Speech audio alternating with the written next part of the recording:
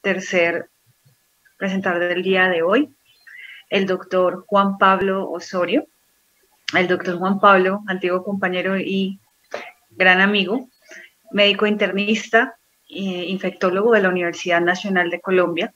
Actualmente se desempeña como infectólogo de la clínica Fundación Chayo y de Capán Calle 93. El día de hoy nos va a presentar vacunación en el paciente inmunosuprimido no VIH. Adelante, doctor Juan Pablo. Doctora Villa, muchas gracias por la presentación, un buen día para todos y muchísimas gracias al comité organizador por la invitación. Este tema, en principio, supone un reto básicamente para poder hacer el abordaje por varios factores. Básicamente, lo que nos han mostrado las charlas anteriores de la doctora López y el doctor Fernández, pues es que la heterogeneidad de los pacientes es un tema del día a día. Luego, tratar de estandarizar las intervenciones en cuanto a prevención de infecciones o intervención frente a las infecciones en estos pacientes que reciben este tipo de terapias supone un reto adicional para tratar de personalizar, digamos, las intervenciones.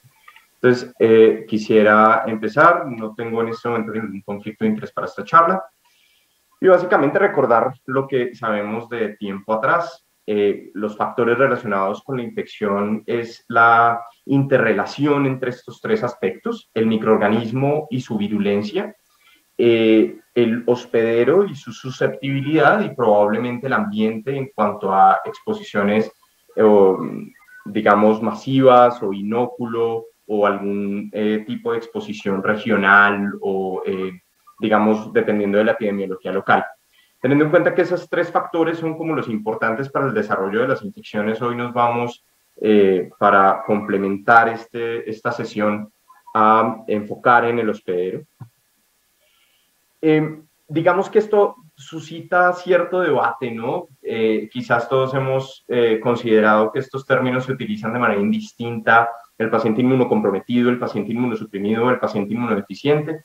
Realmente, probablemente si los quisiéramos clasificar, el paciente inmunocomprometido será todo paciente que no esté recibiendo medicamentos inmunosupresores, es decir, que bloqueen alguna vía de señalización o alguna vía de inflamación o depleten algún grupo celular específicamente de la inmunidad, pero que su inmunidad no es completamente competente, es decir, pacientes con enfermedades crónicas, pacientes senescentes, pacientes con falla cardíaca, con falla renal. Digamos que ese grupo de pacientes no tiene una inmunidad completamente comprimir, como para completamente definitivamente era un tema conceptual eficiente, y supone un riesgo, digamos, aumentado de infección. Los pacientes inmunosuprimidos son estos pacientes que nos traen hoy predominantemente, que es este grupo de pacientes que están recibiendo algún tipo de terapia que bloquee alguna vía de inflamación o de señalización que tenga que ver con la interacción con los microorganismos, y estos serían probablemente los pacientes con trasplante de órgano sólido, trasplante de progenitores hematopoyéticos, los pacientes oncomatológicos y probablemente los pacientes que nos acaban de ilustrar estos dos grupos de pacientes tan importantes, oncohematológicos y pacientes autoinmunes, con enfermedad autoinmune. Y finalmente los pacientes inmunodeficientes, que hace relación básicamente como a las inmunodeficiencias primarias y probablemente este grupo de inmunodeficiencias adquiridas.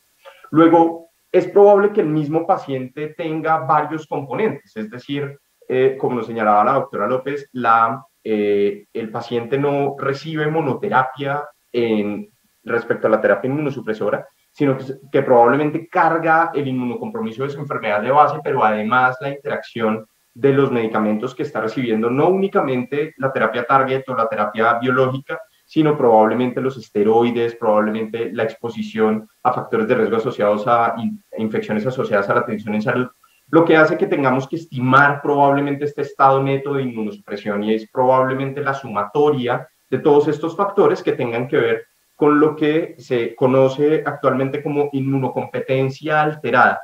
Entonces, quería empezar hablándoles de esto porque probablemente sea la forma más global de referirse a estos pacientes, y son pacientes que tienen una inmunocompetencia alterada, y así probablemente las publicaciones de los últimos años los han clasificado. Nuevamente, para recordar un poco las vacunas, recordemos que las vacunas tienen tres efectores importantes: la generación de anticuerpos, la activación de linfocitos citotóxicos y la activación de linfocitos ayudadores.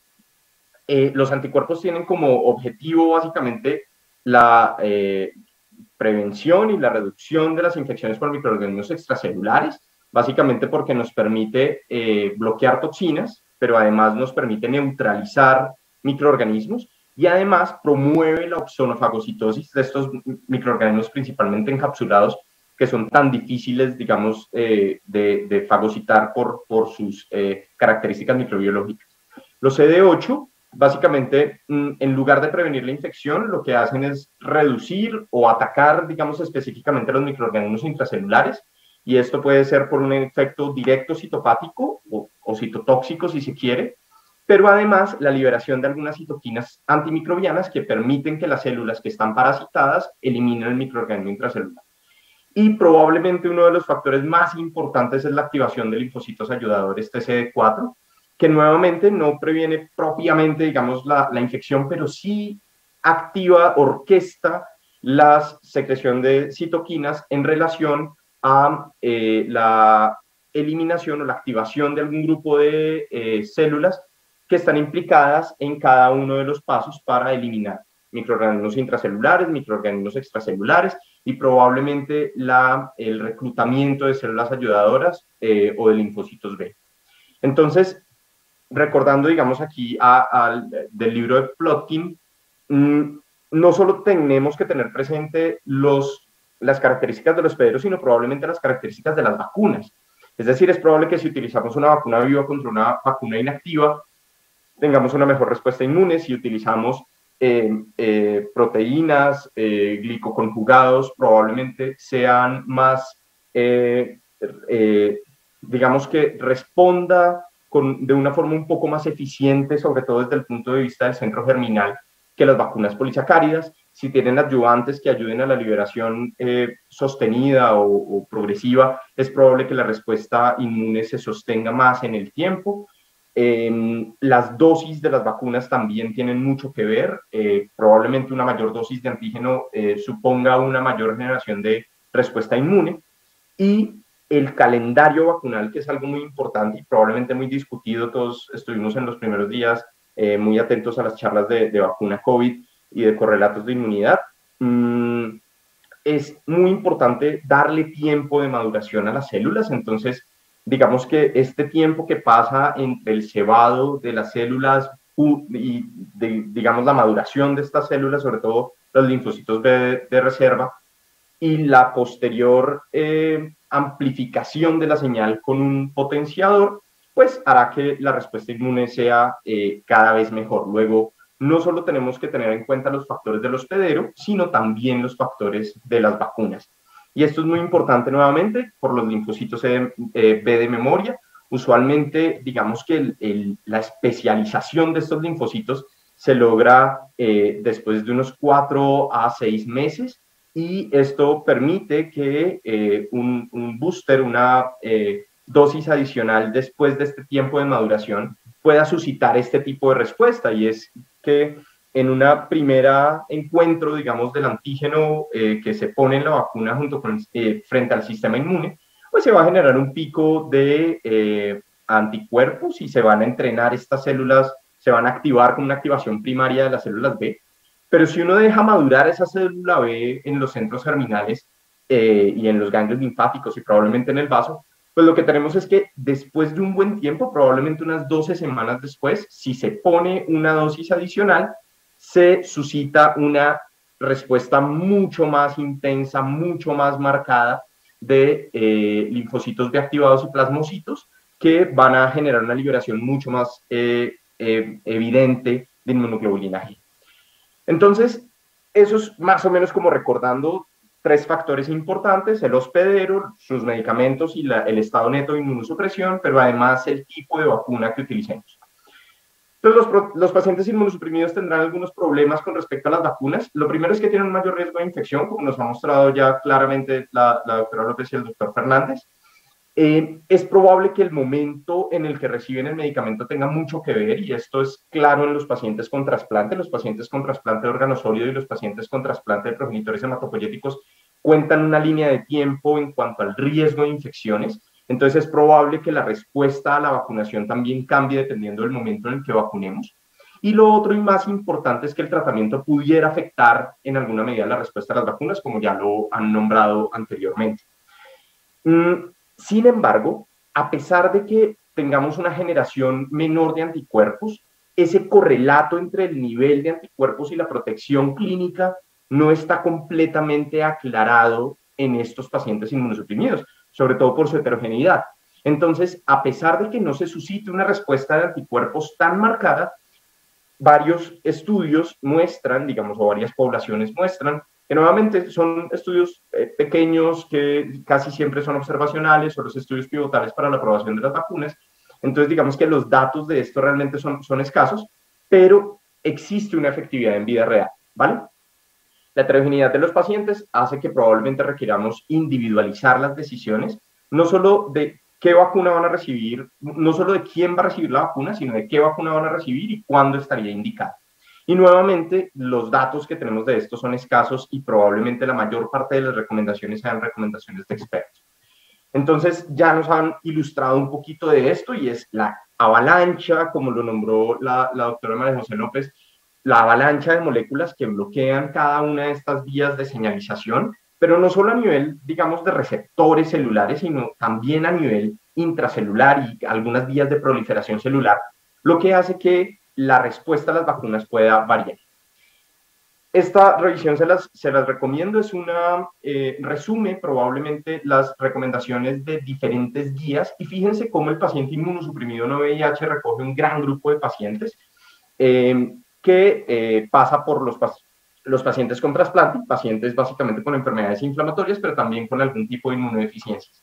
Para cada uno de esos grupos se han propuesto guías de práctica clínica, la gran mayoría están basadas en recomendaciones de expertos. Los datos que comparten son comunes casi siempre a las guías y la generación de nueva evidencia frente a vacunas en este grupo de pacientes no ha sido tan acelerada como el desarrollo de nuevas moléculas, como nos mostraron en las charlas anteriores.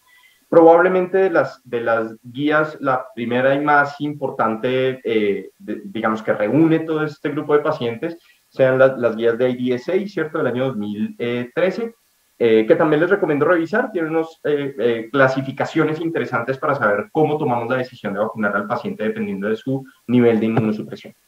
Entonces, ¿cuáles serían los principios generales de los pacientes para vacunar los pacientes inmunosuprimidos? Entonces, probablemente todos estamos de acuerdo en que no se deben indicar vacunas vivas atenuadas a menos de que sea absolutamente necesario.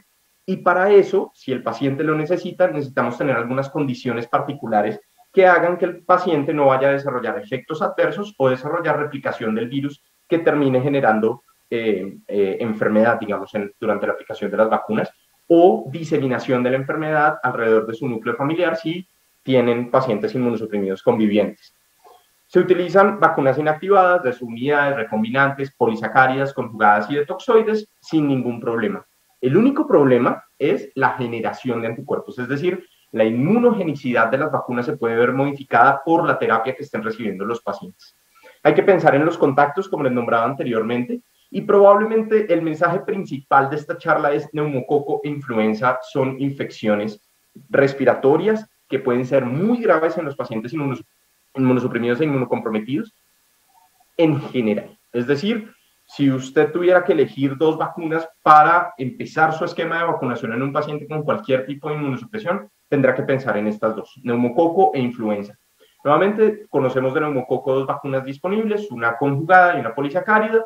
Se recomienda en la mayoría de los escenarios aplicar un esquema secuencial, es decir, arrancar la conjugada y 8 semanas después arrancar la polisacárida. Esto tiene mejor evidencia en unos grupos que en otros, pero casi siempre las guías lo que están terminando de hacer es extrapolando la recomendación. Y de influenza, definitivamente en todos los pacientes inmunocomprometidos e inmunosuprimidos. Básicamente, a pesar de que tienen menos respuesta de anticuerpos, previene las formas graves o previene el ingreso a UCI. Meningococo, básicamente en asplenia, funcional o anatómica, como ya lo han nombrado, o en personas que estén recibiendo terapia biológica que bloquee el complemento. Y hemófilos influenza tipo B, que viene siendo un problema realmente para conseguirla, no la tenemos aparte disponible, digamos como único elemento. Es costosa, no está dentro del PAI, la aprobación está únicamente para menores de 2 años. Entonces, digamos que hemófilos influenza B en nuestro medio reviste de ese problema adicional y es poder conseguirla y poderla aplicar en nuestros pacientes. Casi siempre lo que terminamos haciendo, y de esto probablemente podamos discutir más adelante con la doctora María José, que tiene bastante experiencia en hematológicos, es aplicar las vacunas tetravalentes o hexavalentes de la infancia. ¿Por qué es importante vacunar contra neumococo? Pues el introducir neumococo conjugada en el PAI de los Estados Unidos tuvo este comportamiento en los mayores de 65 años con respecto a la enfermedad neumocócica invasora. Y esto es que con la introducción de las vacunas conjugadas, los casos incidentes disminuyeron de manera progresiva y eso estuvo principalmente relacionado con una disminución en los serotipos que cubre la vacuna conjugada. Probablemente lo que estemos viendo ahorita sean otros serotipos que ya en las discusiones de vacunación pediátrica lo ilustraron muy claramente, que pueden estar causando problemas y que por eso la industria también está trabajando como en desarrollar vacunas conjugadas que incluyan una mayor cantidad de serotipos. Pero fíjense cómo vacunar a los niños protegió a los adultos. Y esto probablemente tenga que ver con digamos, el efecto de las vacunas conjugadas por encima de la polisacárica. Este registro de los CDCs reúne en 5 años los casos de influenza hospitalizados y fíjense, básicamente cerca del 40% o el 45% de los pacientes tenían algún estado de inmunosupresión, bien sea por cáncer o bien sea por algún estado de autoinmunidad. Un 18% de las hospitalizaciones por influenza tenían infección por VIH, un 15% tenían trasplante de órgano sólido. Luego, fíjense que aquí resumimos que casi la mitad de los casos de influenza que necesita hospitalización en los Estados Unidos tiene algún estado de inmunosupresión o algún estado de inmunocompromiso. Llamativamente, 53% de los pacientes estaban vacunados únicamente en el grupo de los inmunosuprimidos, contra el 46.5% de los pacientes no inmunosuprimidos, y la mortalidad, digamos que cambió, siendo mucho más alta, digamos, significativamente más alta la mortalidad en los pacientes inmunosuprimidos que en los pacientes no inmunosuprimidos, y la probabilidad de ingresar a UCI fue significativamente mayor en los pacientes no vacunados que en los pacientes vacunados. Entonces, este ejemplo, digamos, de neumococo de influenza es probablemente lo que refuerza este primer mensaje de generalidades que les di, que es cuáles serían como las vacunas para empezar.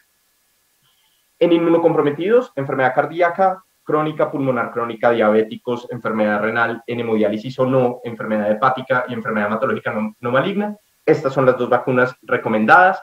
En mayores de 65 años tienen algunos sistemas que tener, digamos, la indicación de que si tienen implante coclear o fístula de líquido cefalorraquídeo, que también tienen indicación, sería como un tema adicional a la inmunosupresión. Pero incluso en pacientes con enfermedad cardíaca, en la enfermedad coronaria, el hecho de vacunar los pacientes contra neumococo y recientemente publicado contra influenza disminuye la mortalidad por cualquier causa y disminuye la mortalidad por causa cardiovascular.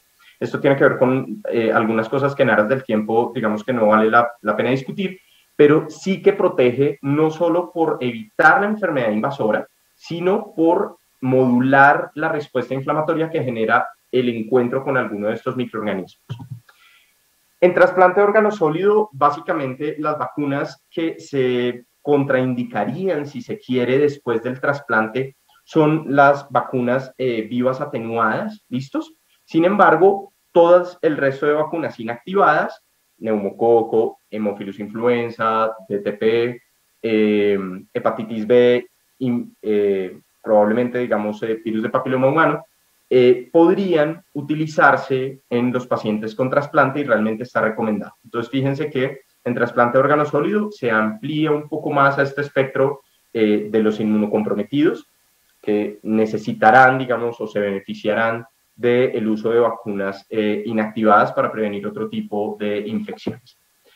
En neoplasias hematológicas ocurre un tema bien particular y es que dependiendo de la intensidad de la quimioterapia y de la terapia que estén recibiendo, pues también irán o no cambiando las recomendaciones de vacunación.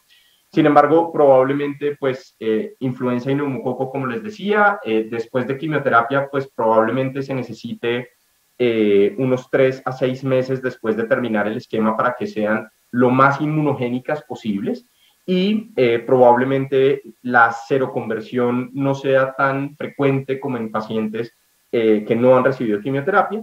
Y, por ejemplo, para hepatitis B se puede recomendar repetir el esquema. De hecho, hay estudios en los que toca repetir completo el esquema de 3 dosis.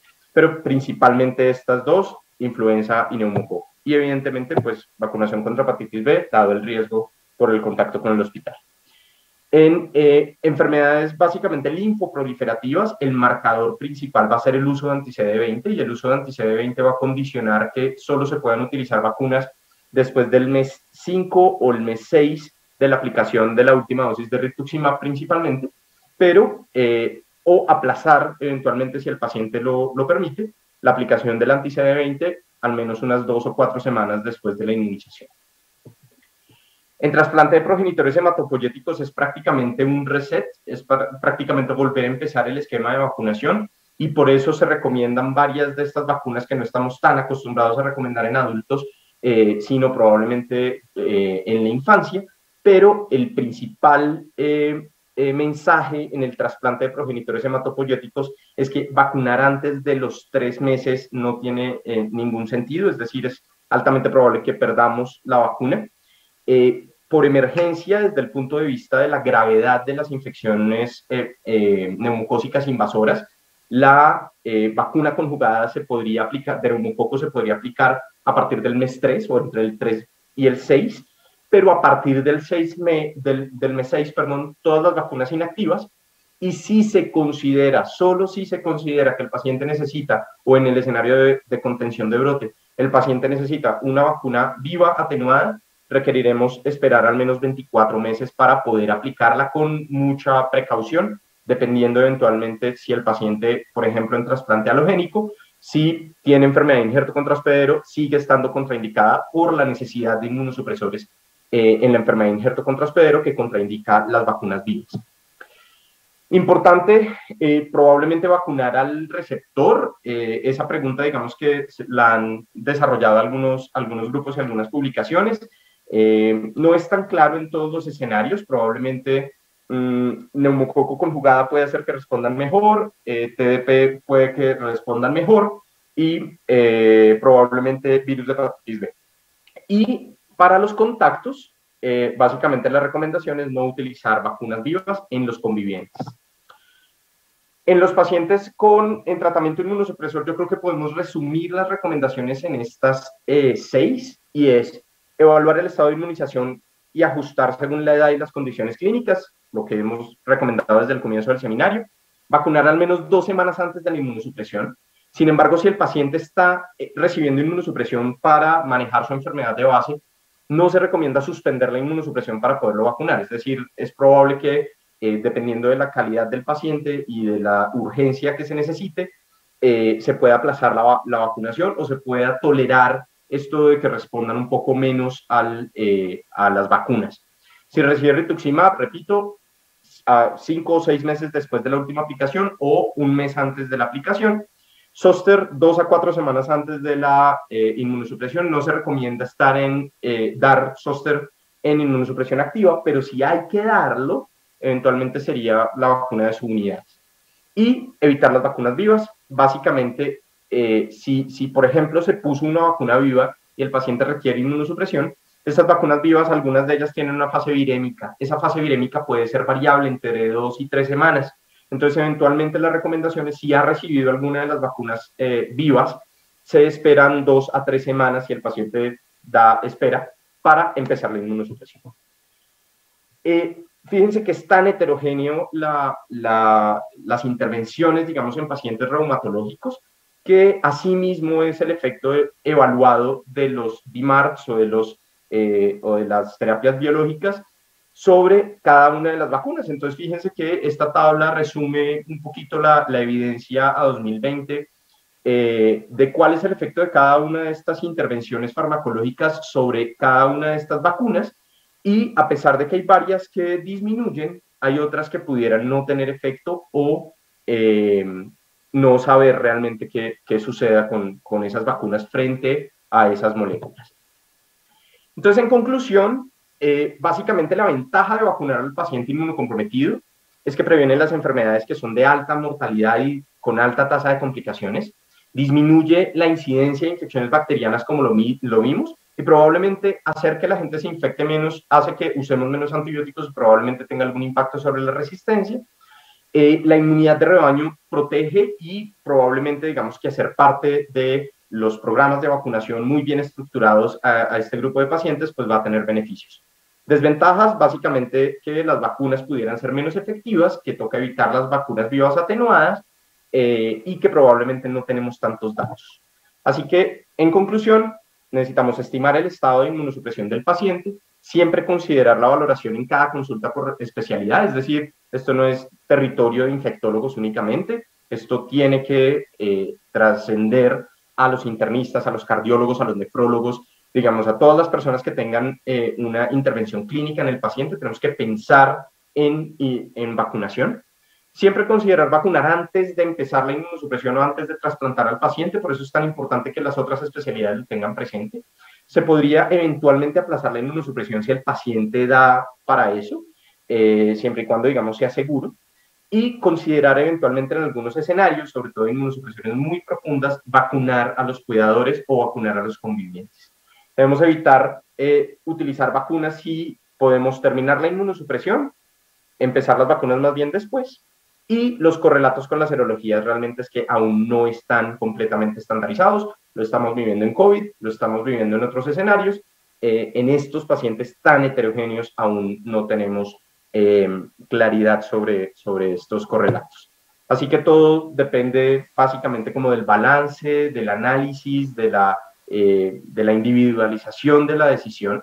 Y esto era básicamente lo que quería comentarles en un vistazo muy general de la vacunación en el inmunosuprimido no VIH. Muchísimas gracias.